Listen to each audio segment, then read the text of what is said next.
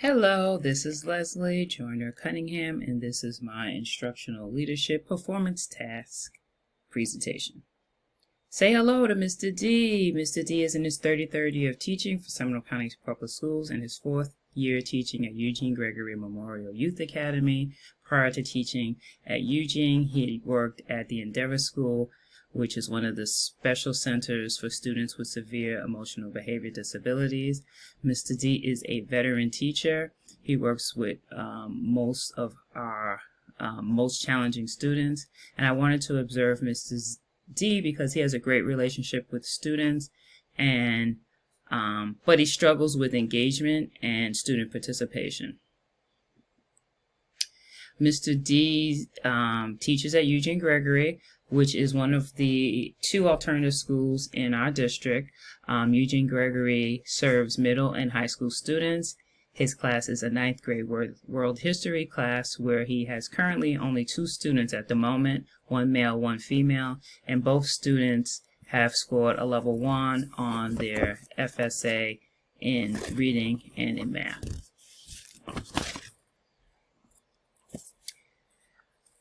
Let's talk about the pre-observation. During the pre-observation, Mr. D shared that he would like to improve on student engagement because this was an area that his AP said was in need of improvement on his last evaluation. Given the importance of collaboration, I wanted Mr. D to feel that finding an area in need of improvement is something that we can work on together.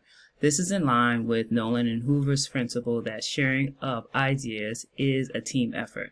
We agreed that my observation technique would be a wide lens technique where I would take anecdotal notes of the events as they occurred in the classroom. And again, according to Nolan and Hoover, the wide lens technique, it allows for a broad view where there is no subjective judgments and will base the observation on specific actions as they occur in the classroom.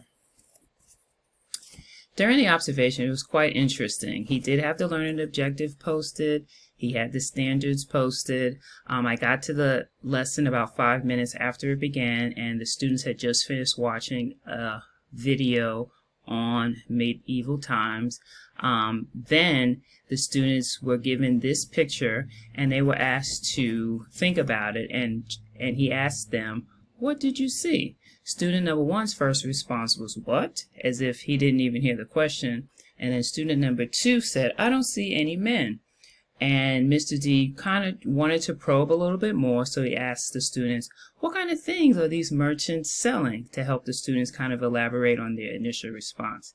Mr. D did share with the students that the market was a very important institution. Student number 1 questioned, "How in the world are these poor servants in the photo buying food if they're poor?" Mr. D did not give student number 1 an answer immediately, but he kind of prompted the student to try to figure out the answer himself based on previous learning. This was really important. It's a good teaching strategy because it forces the students to take their initial response and improve upon it for more critical analysis. However, neither students failed to respond any further. Then Mr. D handed the students a paper which had a question and 2 paragraphs on it. The first question was, how were serfs legally bound to the land? And student number 1 just said they were bound.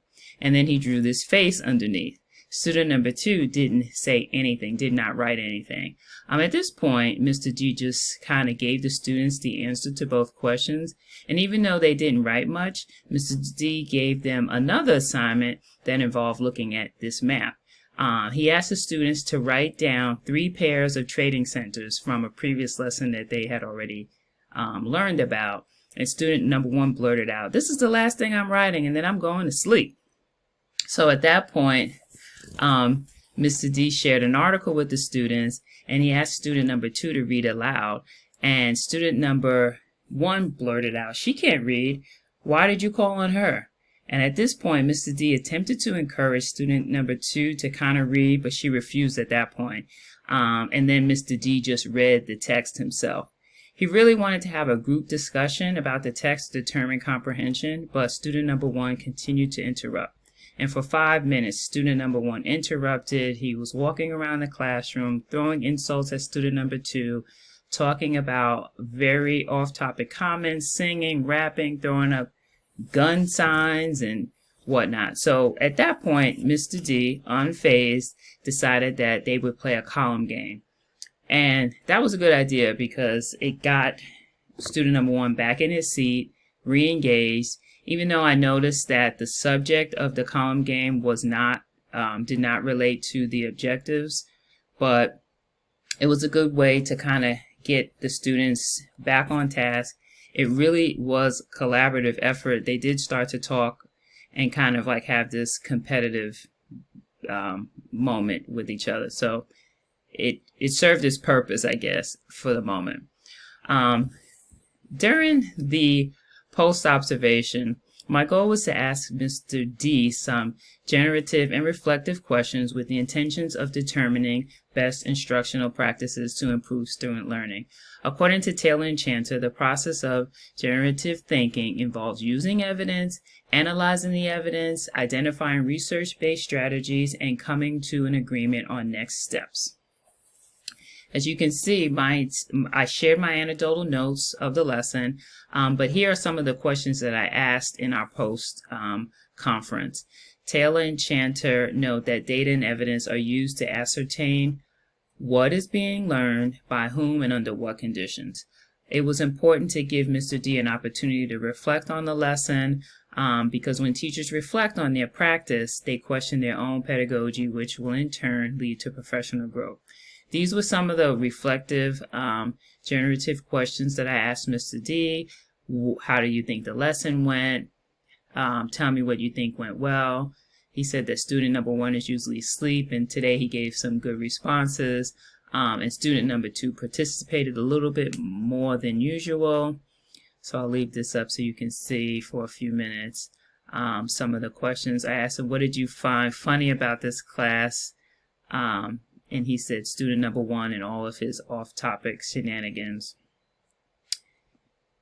Here are some more questions. I wanted him to think about modeling some of the things that he wanted them to do. He said he usually doesn't model, but maybe it's a good idea for next time. So these are some of the questions.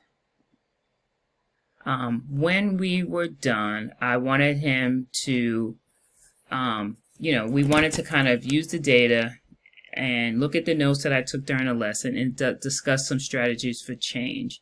This evaluation practice aligns with Domain 2, Standard 3 of the Florida Principal Leadership Standards, which asks school leaders to work collaboratively to develop a framework that aligns with the curriculum and state standards.